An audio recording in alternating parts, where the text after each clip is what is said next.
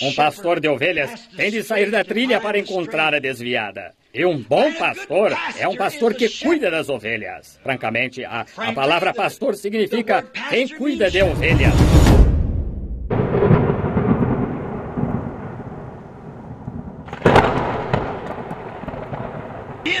Mas devemos, em nossa alma, refletir a sua imagem espiritual e seu modo de vida. Não creio que ser cristão consista em se unir a igrejas ou credos. Creio que é o reflexo de Jesus Cristo em um ser humano, pois somos seus membros, os membros do seu corpo, e levamos sua imagem, diz a Escritura. Now, what kind of an image was he? Agora, que tipo de imagem era ele? Ele não veio para ser alguém grande, embora ele fosse, mas veio como servo. Ele veio não para ser servido, mas para servir. Nosso texto esta noite reflete o que ele era. É isso o que o torna grande na minha avaliação. Mesmo sendo o próprio Deus da eternidade, o próprio Deus que criou os céus e a terra.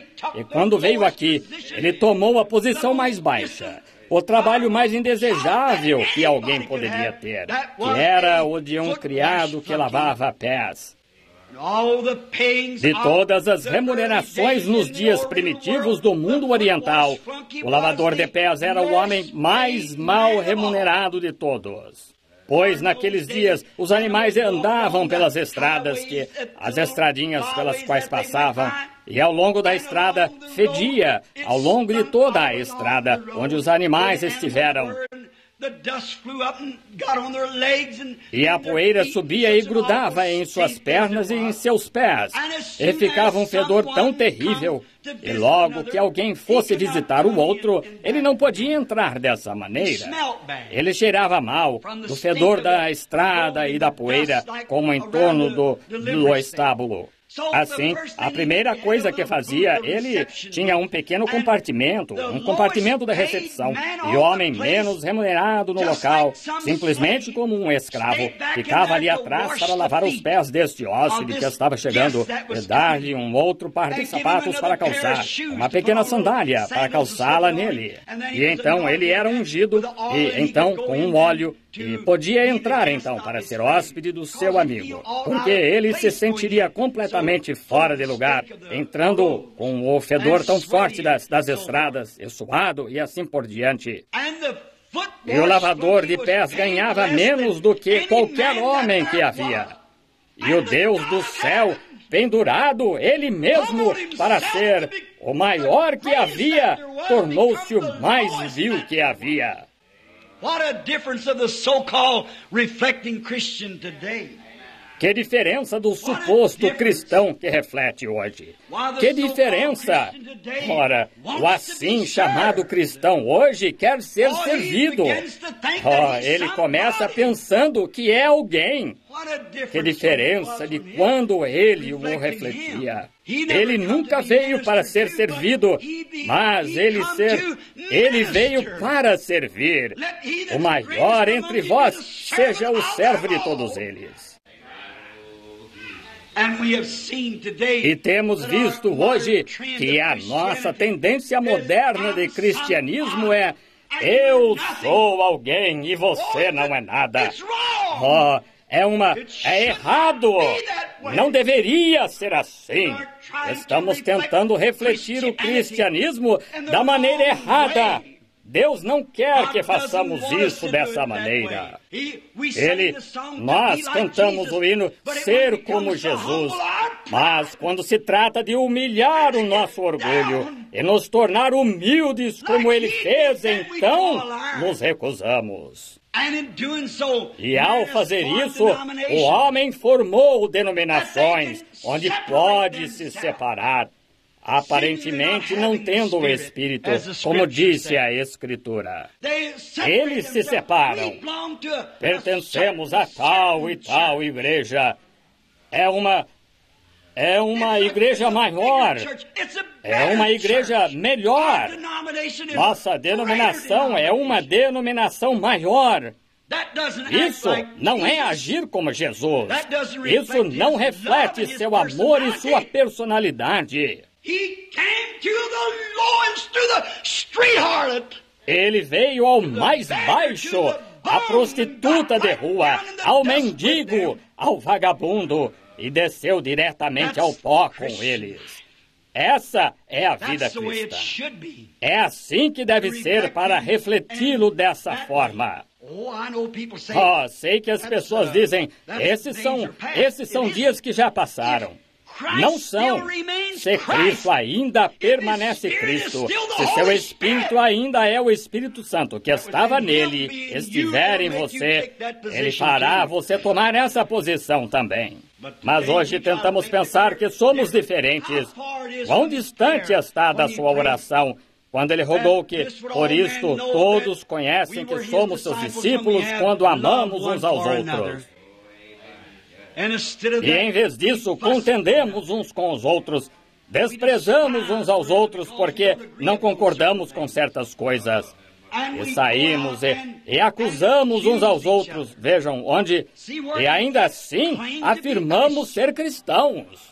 Conheço pessoas que afirmam ser cheias do Espírito Santo, que são culpadas de tais coisas, saindo e realmente dizendo coisas más sobre outros cristãos, quando não deveriam fazer essas coisas. Agora, irmão, irmã, quando temos esse tipo de espírito, é melhor estar cientes que ainda não somos cristãos. Não importa o quanto confessamos, é o que possuímos que conta. Estão vendo? Não podemos ser cristãos e não amar todas as pessoas. Podemos discordar das pessoas, mas Jesus não interferiu e disse, bem, agora aqui todos vocês, fariseus, todos vocês vão para o inferno. E não há nenhuma chance para vocês por causa disso, daquilo ou daquilo mais, porque vocês são fariseus.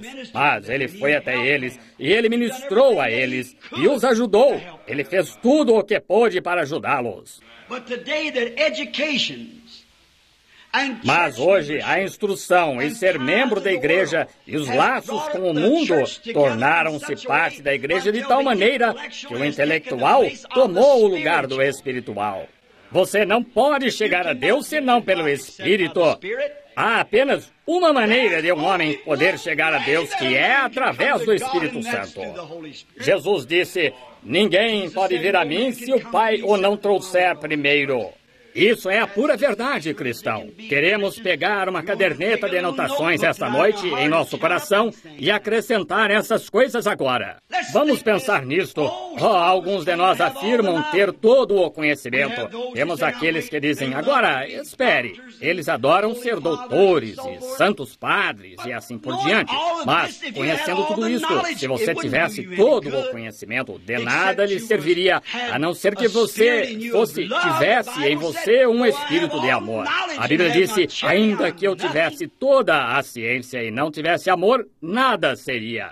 E de que serve o nosso conhecimento quando alguém diz, eu não iria a um reavivamento como esse, porque essas pessoas não são estudadas. Eu não me envolveria com elas. Não importa se são alfabetizadas ou não, elas podem conhecer a Cristo. Certamente nunca se pode ser humilde demais. Que Deus sempre mantenha esse espírito em mim. Não importa quão simples, em que crê, em que não crê, qual credo, cor ou o que seja. Quero estender a mão e ajudar. Claro, quero esse espírito em mim. Não vou achar que sou melhor do que o outro. Eu poderia encher o peito e dizer, todas as pessoas fiquem de pé quando eu entrar. Ou, a maior campanha de todas é a minha. Quem sou eu, afinal, exceto o barro que Deus fez? Que eu me humilhe para que sua vida seja refletida. Vamos, todos os cristãos, nos sentir assim. Conhecimento não nos leva a nada. Por exemplo, e se houvesse uma gaiola cheia de canários e a gaiola fosse do tamanho deste tabernáculo e um canarinho voasse para o alto da gaiola e dissesse, cavalheiros, quero dizer algo a todos. Acontece que sou um pouquinho superior a todos vocês. Vejam vocês, eu sou um canário que sabe tudo sobre os seres humanos. Eu posso explicar tudo. Tenho visto a senhora andar pela casa. Tenho visto as crianças brincarem. Conheço tudo a respeito. Agora, todos me ouçam. E no momento em que ele estivesse se gabando do seu pequeno cérebro, um estudante da Universidade de Princeton se aproximasse com a mais polida gramática e começasse a travar uma conversa com o canarinho, usando a mais alta gramática que pudesse e falando com este canarinho. Imagino que o passarinho viraria a cabeça para o lado. Ele ouviria do começo ao fim, mas nada saberia do que ele estivesse falando. No entanto, ele pode ouvi-lo. No entanto, ele pode vê-lo. Mas de que vale o seu conhecimento? Nada, porque ele não sabe do que o homem está falando. Por quê? Ele tem cérebro de canário. Não tem cérebro humano. Só entende como os canários entendem. E assim é o ser humano. Não importa quão intelectual você seja, ainda assim temos cérebros de canário porque somos apenas seres humanos. Deus se faz conhecer pelo Espírito e pela revelação do Espírito Santo. Nunca teremos a capacidade de compreendê-lo através do intelecto. Você pode falar e entrar e ter reuniões intelectuais e de psicologia tanto quanto queira. E as pessoas nunca conhecerão a Deus. Elas não podem. Você pode explicar e dizer para as pessoas que chorar e dar a outra face não passam de moda antiga, mas esse é o homem que está refletindo Cristo em sua vida. Um homem que é humilde, um homem que anda com Deus, age como Jesus. Mas, veja, o passarinho não podia entender. Todavia, ele achava que poderia, porque ele não é feito dessa forma. Seu intelecto não se compara com o intelecto desse aluno inteligente. E nem nosso intelecto jamais se igualará ao de Deus. Como pode nossa pequena e finitamente chegar a se equiparar à mente finita? Ou nossa mente finita chegar a se equiparar à mente infinita de Deus? Essa mente infinita de Deus está tão além do intelecto humano que nunca chegaria. A única maneira desse pássaro chegar a saber do que o homem está falando é se render e aceitar e fazer o que acha que o homem quer que ele faça. Essa é a única maneira de conhecermos a Deus, é seguir a liderança do Espírito Santo. Isso é antiquado.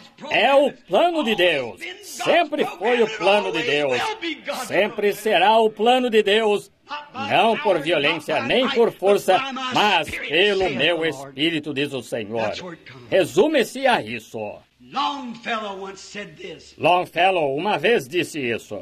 O caminho para ser bem-sucedido é encontrar uma causa digna sobre a qual se fala, uma causa digna sobre a qual se fala, e então firmar-se nisso. Claro, algo sobre que se fala, rejeitado pela ciência e, se for digna, então firme-se nisso. Vocês sabiam que em 1872, a Associação Médica dos Estados Unidos rejeitou as banheiras? Disseram, elas são absolutamente anti-higiênicas. Disseram, elas espalham doenças. Banheiras. Finalmente a aceitaram. E este evangelho antiquado de que estamos falando, lavado no sangue do Cordeiro, pode parecer antiquado, mas terão de encará-lo mais cedo ou mais tarde. É uma causa digna. Firme-se nele com tudo o que você tem. É o caminho da lavagem pelo sangue que limpa o homem completamente. Não sair por aqui, beber e fumar e andar em má companhia e se chamar de cristão, porque pertence a uma igreja. É aquele Espírito Santo limpo e inadulterado numa vida humana que reflete Jesus Cristo, o Filho de Deus. É por isso que hoje as pessoas rejeitam o novo nascimento. Eles têm o que chamam de novo nascimento, uma forma de apertar a mão do pastor. Mas isso não é nascimento. A razão que eles se recusam a aceitá-lo. É por isso que vão se unir a igrejas, porque podem vir de alguma forma intelectual. Deus disse, aquele que não nascer de novo, nem mesmo pode ver o reino de Deus. Não importa quão intelectual você seja, ou quão bom cristão afirma ser, você tem de nascer de novo.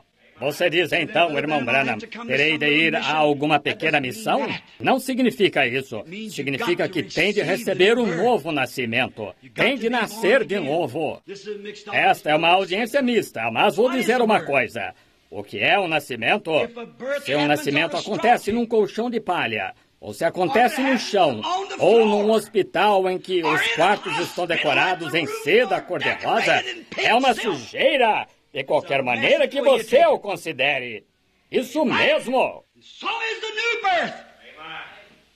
É assim é o novo nascimento. É uma sujeira, de qualquer maneira que você o considere, mas produz vida. Amém. Produz vida. Que tipo de vida? Vida de servo, para se humilhar, para negar a si mesmo. Esse é o tipo de vida. Dizem, mas já vi chorarem e berrarem em volta do altar e agirem assim. Claro, eles estão nascendo. É uma sujeira, não me importa aonde você vá. Você pode se levantar, o rosto todo cheio de lágrimas, e os olhos vermelhos, e as mãos esfoladas de bater no altar, mas é o nascimento. Isso mexe com você. Torna-o um servo. Tira a formalidade de você. Isso faz imagem, moldando nova vida, nova criação. Você pode estar todo sujo quando se levanta, mas você nasceu de novo, não importa onde esteja. Isso produz nova vida, traz uma nova imagem, vida, faz de você um servo. Você deseja servir, então. Jesus quer que sirvamos uns aos outros. Amemos uns aos outros. E enquanto servimos uns aos outros, nós os servimos. Agora, lembre-se, são só os enfermos que requerem atenção, serviço. Só os enfermos requerem atenção. E quando você vê um pregador, e que eu não limite isso apenas a um pregador, mas que inclua cada membro da igreja que deseja atenção. Eu sou alguém. Somente lembre-se. Aí está uma pessoa espiritualmente enferma. Elas estão precisando de atenção. Precisam da atenção do Espírito de Deus para lhes dar algo que tire essa atitude delas. As cure do seu egoísmo e grandes ideias e sou melhor que você. O Espírito Santo nos torna todos iguais. Enfermidade espiritual demais. Anêmicos. Sabem o que é anemia? É alguém que não tem sangue. Anda de modo esquisito, está sempre cambaleando. E esse é o problema de muitos dos nossos membros da igreja hoje. Eles estão anêmicos. Precisam de uma transfusão de sangue do Calvário, que lhes dê sangue real e rico para fazê-los andar da maneira antiquada de Deus, esculpida pelo Espírito Santo. Isso lhes dará algo pelo que viver. Dará confiança que os fará andar à imagem do seu Senhor. Quanto a mim, se tivesse de fazer uma escolha, desejaria ser como ele foi. Ele veio para ser um pastor e foi um pastor. Um pastor é aquele que vai atrás de suas ovelhas. Retrato famoso, acho que não o temos em nossa parede aqui, mas me sentei em minha sala olhando para ele. Simplesmente não me lembro do nome do artista no momento. Mas ao perder aquela pequena ovelha negra e deixa as 99 e vai procurá-la, o que ele faz? Anda pelo deserto. Ele se corta com espinhos, ele enfrenta os perigos, procura a noite toda. Até que, finalmente, bem abaixo na encosta da montanha, pendurado em um pequeno arbusto, arriscando a própria vida, ele estende a mão e tira a ovelhinha da sua condição decaída, então a traz de volta para si. E outro artista pintou um quadro dele trazendo-a para casa. Agora, dá a impressão que o pastor apenas colocaria o braço sob a ovelha e sairia trazendo-a assim. Mas notaram como o Espírito pegou o pincel do artista? Ele não a colocou debaixo do braço, ele a colocou sobre os ombros. Agora, quero que vejam o cuidado deste pastor. Agora, Jesus, quando estava expulsando demônios, ele disse que o fazia como o dedo de Deus. Agora, se um demônio o está incomodando, a única coisa que se requer de Deus, ele é simplesmente tão insignificante que ele apenas usa seu dedo e o expulsa. Mas quando uma ovelha vem para casa, onde está a parte mais forte de um homem? Sobre os ombros. Notam como um homem, sempre, seus ombros são a parte maior? Onde ele pode carregar sua maior carga? Sobre os ombros. Onde ele fica mais confiante? Quando a carga está sobre seus ombros. Assim, ele apanha a ovelha, a põe em seus ombros e gentilmente regressa com ela. Todos os poderes de Deus envoltos naquele animalzinho perdido, trazendo-o de volta. Mas um demônio, ele simplesmente o expulsa tão fácil com seu dedo. Ele é um pastor. Um pastor de ovelhas tem de sair da trilha para encontrar a desviada. E um bom pastor é um pastor que cuida das ovelhas. Francamente, a palavra pastor significa quem cuida de ovelhas. E às vezes na igreja, uma pequena seita ou uma panelinha surge na igreja. Um lado segue numa direção e outro lado em outra direção. Um bom pastor verdadeiro acompanha aquela panelinha para fazer o quê? Para trazê-los de volta. Um pastor real e verdadeiro, o que ele está fazendo?